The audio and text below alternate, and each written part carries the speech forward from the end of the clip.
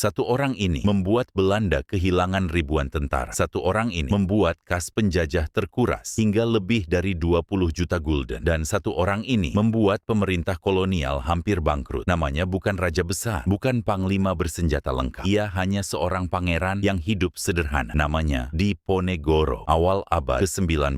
Tanah Jawa berada dalam cengkeraman Belanda. Pajak dinaikkan, tanah rakyat dirampas. Para bangsawan dipaksa tunduk pada aturan kolonial. Di tengah kondisi itu, lahirlah seorang pangeran dari Kesultanan Yogyakarta pada tahun 1785.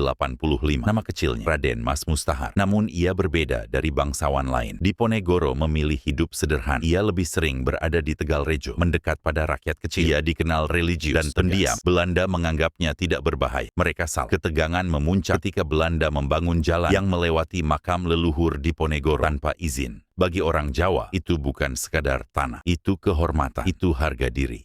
Bagi Diponegoro, itu penghinaan. Dan pada tahun 1825, api perlawanan mulai menyala. 20 Juli 1825, Diponegoro resmi mengangkat senjata. Perang Jawa dimulai. Awalnya, Belanda menganggap ini hanya pemberontakan kecil. Mereka yakin bisa memadamkannya dengan cepat. Namun, yang terjadi justru sebaliknya. Rakyat desa bergabung, petani, santri, bangsawan yang kecewa. Semua bersatu. Diponegoro tidak bertarung seperti tentara Eropa. Ia menggunakan taktik yang jauh lebih cerdas. Gerilya, serangan cepat, hilang sebelum musuh sempat membalas. Belanda kebingungan. Mereka tidak tahu siapa kawan, siapa lawan. Setiap desa bisa menjadi jebakan. Setiap malam bisa menjadi ancaman. Pasukan Diponegoro menyerang pos-pos Belanda, memutus jalur logistik, menghancurkan gudang persenjataan. Dalam waktu singkat, sebagian besar wilayah pedalaman Jawa jatuh ke tangan pasukan Diponegoro. Belanda mulai panik. Mereka kehilangan ribuan tentara. Biaya perang membengkak luar biasa. Diperkirakan lebih dari 15.000 tentara Belanda dan sekutunya tewas. Korban dari rakyat Jawa bahkan jauh lebih besar. Perang ini bukan perang kecil. Ini adalah perang terbesar yang pernah dihadapi Belanda di Nusantara. Kas kolonial terkuras, utang meningkat. Pemerintah di Eropa mulai khawatir. Bagaimana mungkin satu pangeran dari Jawa membuat kekuatan kolonial sebesar itu kewalahan? Belanda akhirnya mengubah strategi. Mereka membangun sistem benteng kecil di berbagai wilayah, disebut benteng Stelsel. Tujuannya satu, mempersempit ruang gerak Diponegoro. Perlahan, gerakan pasukan Diponegoro mulai terdesak. Tahun demi tahun berlalu. Perang memasuki tahun kelima. Pasukan Diponegoro mulai kekurangan logistik. Banyak pengikutnya tertangkap